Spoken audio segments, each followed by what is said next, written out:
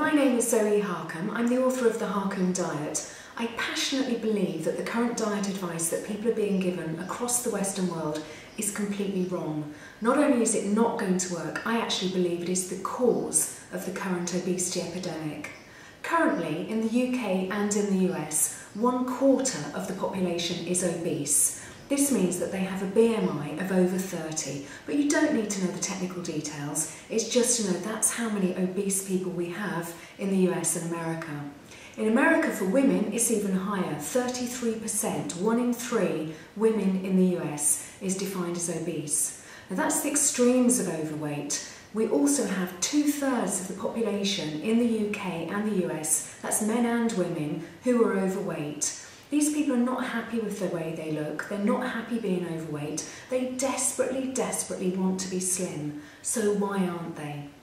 The advice they get from the government is eat less, do more, and everything will be just fine. And the more we've been giving that advice over the last 30 years, the fatter we have been getting as nations. If this were an experiment, we would stop it now. We would say this is not working. In fact, it's doing the exact opposite of what we want it to do. But we don't. We just keep pushing the same advice again and again. Eat less, do more, and everything will be okay.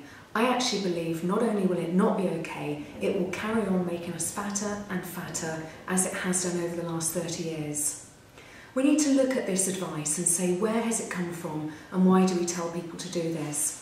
It's kind of like saying, let's try and drive from one side of the United States to the other, but let's only put enough fuel in to get halfway across America. And then let's try and flog the car even harder, that's when we tell people to do exercise, to see if it will carry on eating itself up or consuming more petrol.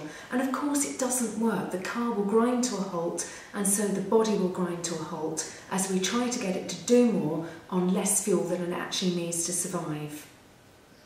The Harcombe Diet is a completely new way of looking at weight loss and how to work with your body to lose weight, not against it. The minute you try to follow the current advice of eat less and do more, your body does 3 things. First of all, it makes you hungry. You know that feeling. It happens at 11 o'clock in the morning, 4 o'clock in the afternoon, when you're absolutely dying for something to eat. That alone is enough to sabotage most diets. The second thing that your body does when you try to eat less is it will store fat. It will hang on to the stuff that it knows is going to keep you alive longest. It doesn't know you've read a diet book, it thinks you've landed on a desert island. It will do whatever it can to keep you alive.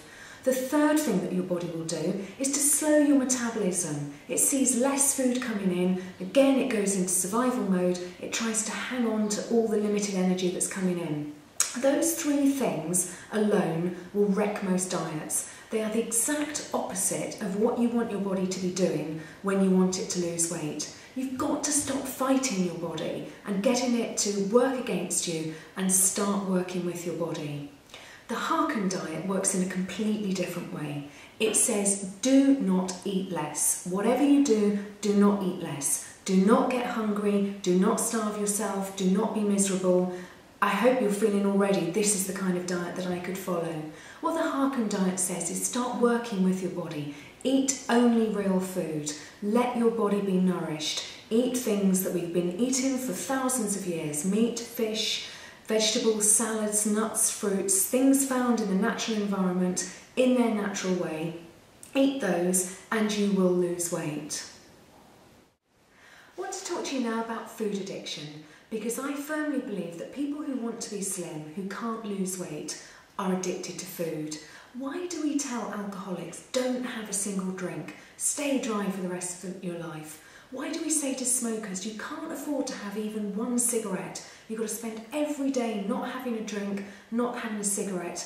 And yet for overeaters, who I believe are food addicts, we say, oh, have everything in moderation. Have 1 biscuit, but just don't eat the whole packet. Have 1 cake, but don't eat the other 6 in the box. It's just madness. When are we going to realise that people are as strongly addicted to food as they are addicted to alcohol or cigarettes? If somebody wants to be slim so badly, and I really do believe that people who want to be slim more than anything else in the world, studies have shown people want to be slim more than they want to sleep with David Beckham, more than they want to win the lottery. They want to be slim more than anything. So why aren't they? It's because the current advice just doesn't work. Okay, so that's probably enough talking about the obesity epidemic, the scale of the problem globally, and how the current advice is making it worse, not better.